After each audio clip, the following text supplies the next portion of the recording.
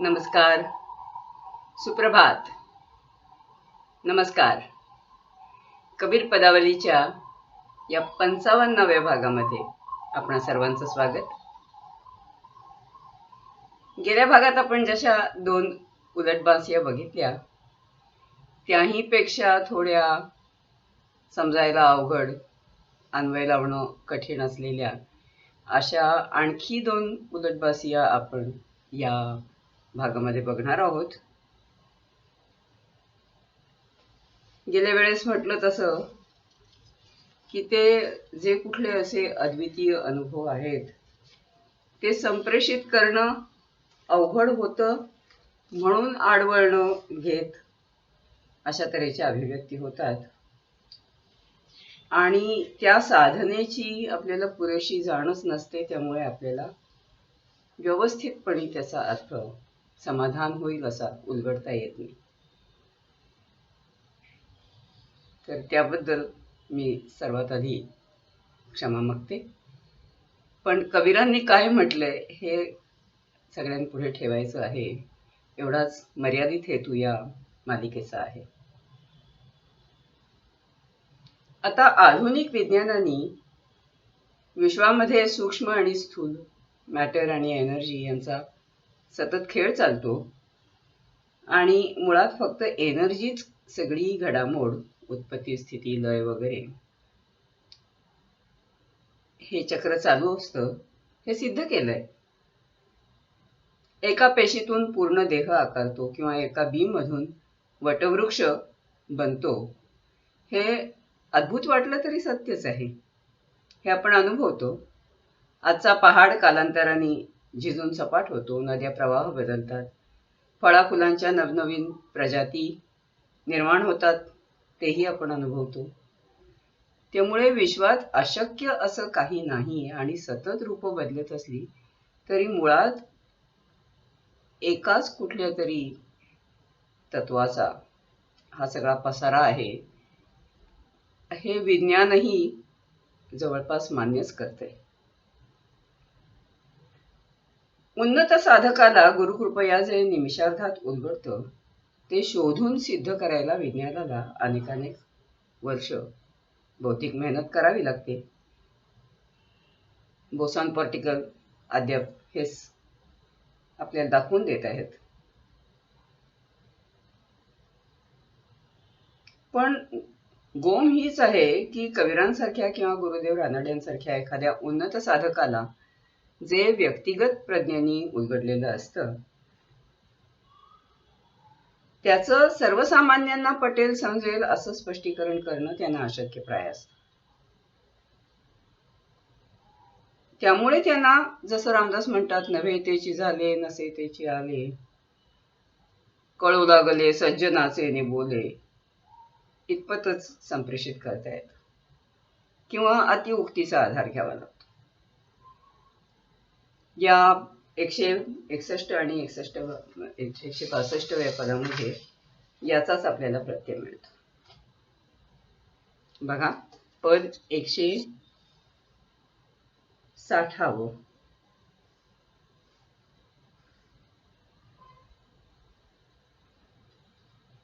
160 हिंदीतून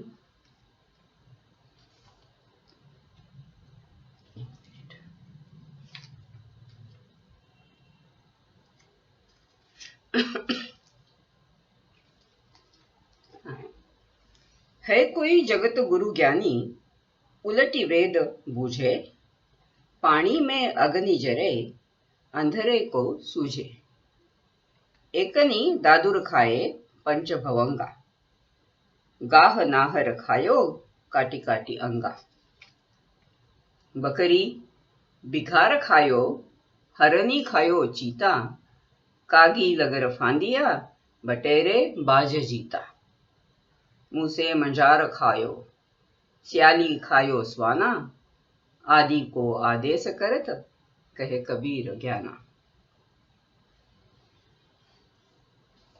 वरवर वाचून काहीच उलगडत नाही असं हे पद. त्याचं अनुवादनही अवघड काम होतं. बघा पद 160 मराठीतून. असे कोण जगती गुरुज्ञानी, ज्या उमजे हा उलटा वेद. जळामध्येही जळते ज्वाळा, अंधालाही दिसतो भेद. जळामध्येही जळते ज्वाला, अंधाला हा दिसतो भेद.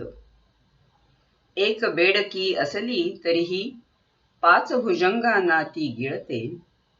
तुकडे तुकडे करून सिंहाचे, पहा इथेही गायच खाते. बकरी खाते वाघा, आणिक चित्ता खाते हरिणी. घारीला धरी कावळाच, अन ससाण्यास धरी चिमणी. उंदीरच मांजरास खातो, कोल्ह्याला कुत्रा खातो. आदिम का आदेशा अंकित, हे एक कबीर जाणतो. मती गुंग होते. मनाच्या स्वरूपाचं आणि सामर्थ्याचं विवरण करणाऱ्या मनको अंग अशा ज्या कविरांच्या साखी आहेत, त्यात पहिल्याच साखीमध्ये ते असं म्हणतात की टकळी उलटी फिरव आणि धागा मुळाकडे घाल.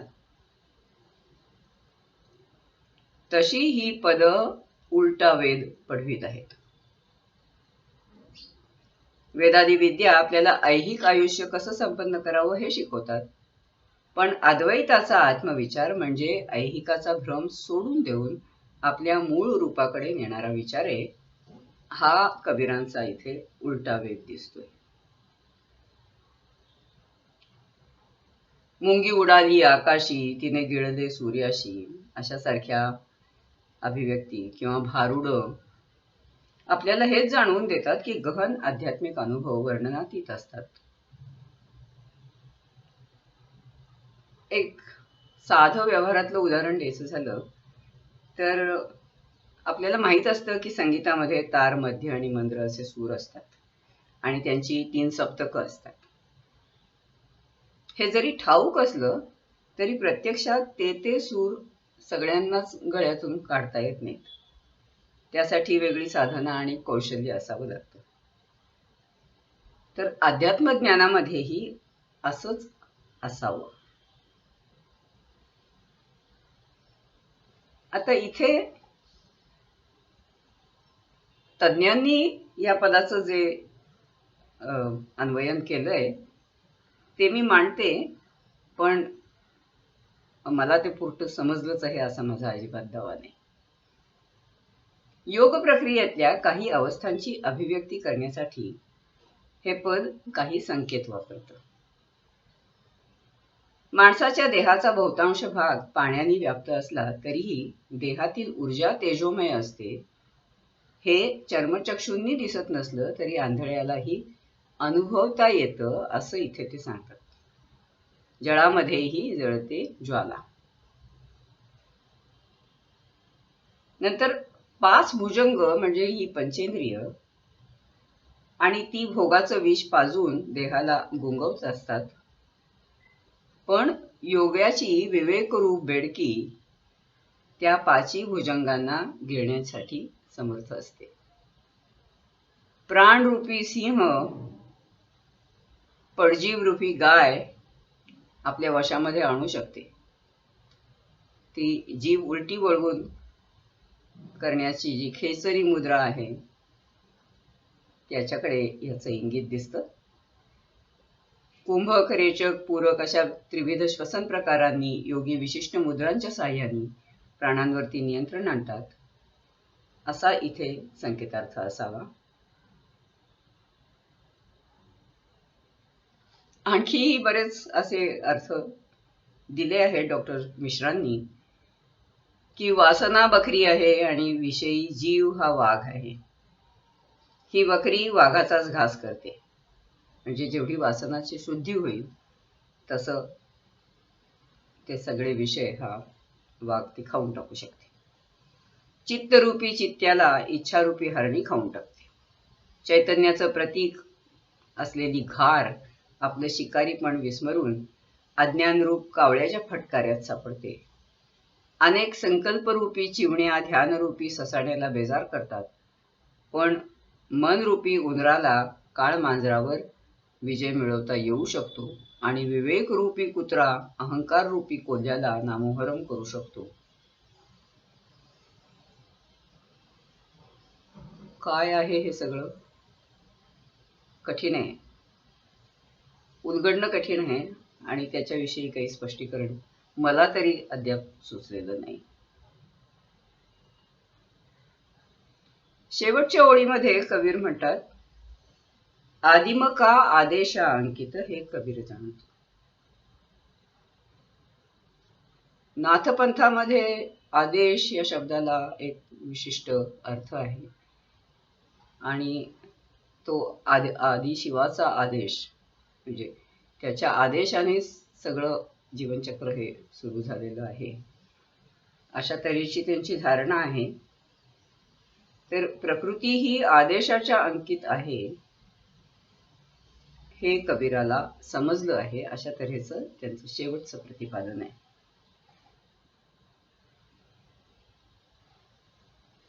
एक आपल्याला माहिती असतील, एडविन जॉन डिंगले हे एक पत्रकार होते. त्यांनी माय लाईफ इन तिबेट, माझा तिबेटमधला योगाभ्यास, मराठीतून भाषांतर झालेलं आहे त्याचं, असं एक 1939 मध्ये लिहिलेलं महत्वपूर्ण पुस्तक आहे. त्यात त्यांनी आपल्या अनुभवांचं सार मांडलंय. पौर्वात्यांच्या आध्यात्मिक उन्नतीचा त्यांचा स्वानुभव आणि योगाभ्यास याचं वर्णन करताना अनेक वेळा ते हतबलतेने म्हणतात की गुरूंच्या सान्निध्यात त्यांचं मीपण संपून जाणं, प्रकाशमय होणं, अशा अनुभवांचं वर्णन करणं केवळ अशक्य आहे. डिंगले स्वतः चांगले सुविद्य, पुष्कळ आणि चौफर वाचन असलेले चाणाक्ष सुविचारी गृहस्थ असून त्यांना असा स्वच्छ प्रत्यय नोंदवावासा वाटला की गुरूंची किमया काहीतरी वेगळीच आहे आणि त्यासाठी गुरुकृपेसाठी साधकाची ही तयारी असावी लागते. तसं तप डिंगलेंनी योगाभ्यासपूर्वक श्वसन प्रकार शिकून केलं असं त्यांनी सांगितलं आणि नंतर गुरूंच्या आदेशाचं पालन करून त्यांनी अमेरिकेमध्ये मेंटल फिजिक्स या संस्थेतर्फत योगाभ्यासपूर्वक श्वसनाचं तंत्र अनेकांना शिकवलं. आपल्याकडे या तंत्रालाच ब्रह्मविद्या म्हटलं जातं आणि तीही बऱ्यापैकी चर्चेत असते.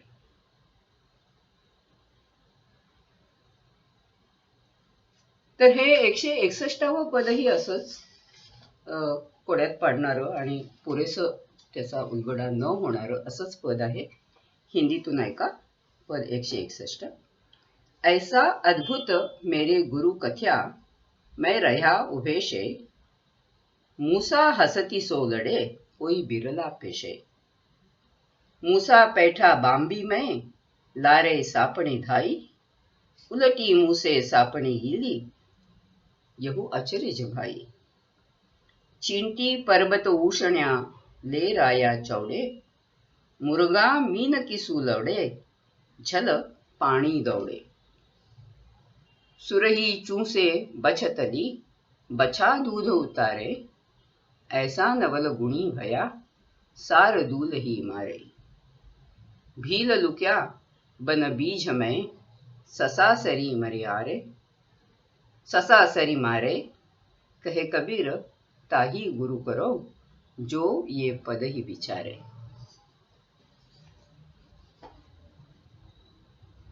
अगम्य आहे. ऐका मराठीतून.